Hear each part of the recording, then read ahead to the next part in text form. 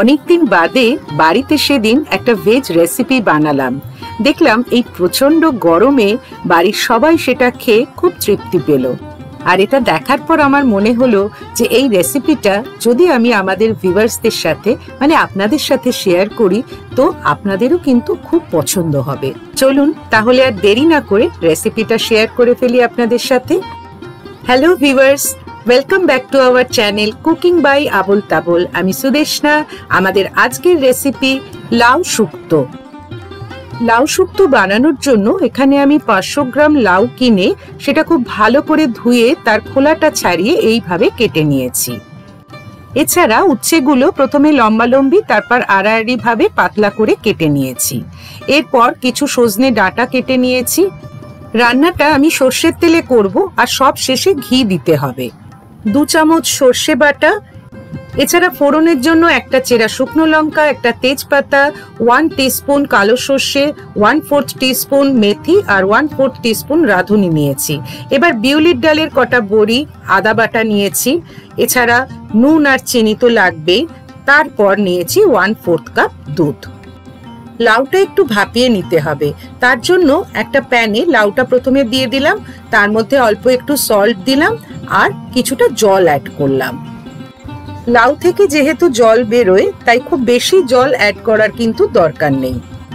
এবার একটা ঢাকা দিয়ে রাখলাম লাউটা যতক্ষণ না সফট হচ্ছে। দেখেই বোঝা যাচ্ছে যে লাউটা আগের থেকে অনেক সফট হয়েছে আর এর কালারটাও কিন্তু চেঞ্জ হয়ে গেছে। এবার একটা কড়াইতে কিছুটা সর্ষের তেল গরম করে নিয়ে বড়িগুলো প্রথমে ভেজে নিতে হবে।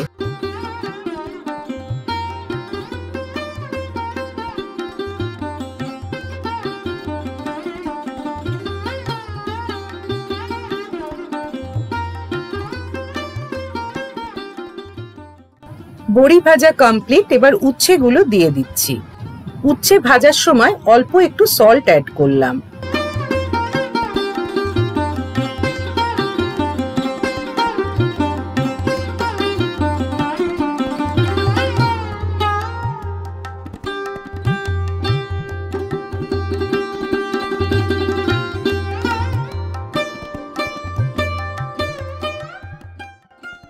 উচ্ছেগুলো লাল করে ভাজা হয়ে গেছে। এবার কড়াই থেকে তুলে নিয়ে আরো কিছুটা সর্ষের তেল দিয়ে দিলাম।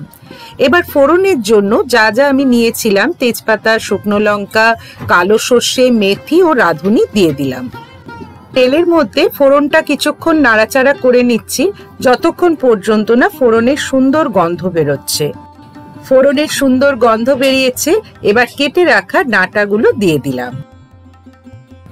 ডাঁটাগুলো তেলের মধ্যে কিছুক্ষণ নাড়াচাড়া করে নিচ্ছি। এর মধ্যে অল্প একটু সল্টও অ্যাড করে দিচ্ছি।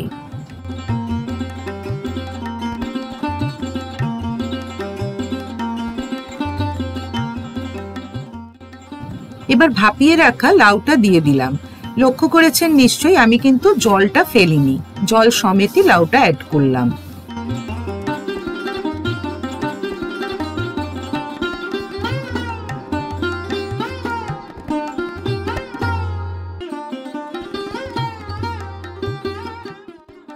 এবার ভেজে রাখা উচ্ছে আর বড়িগুলো দিয়ে দিলাম।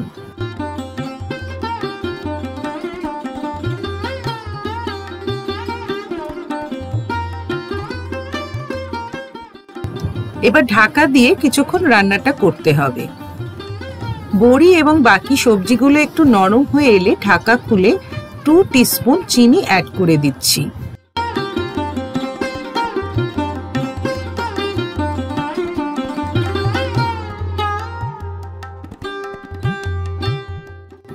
এবার একটা পেস্ট বানাবো। তার জন্য দুধের মধ্যে সর্ষে বাটা আর আদা বাটা দিয়ে খুব ভালো করে মিক্স করে নিচ্ছি। এই যে পেস্টটা বানাচ্ছি এটা কিন্তু শুক্তের স্বাদটা অনেক গুণ বাড়িয়ে দেয়।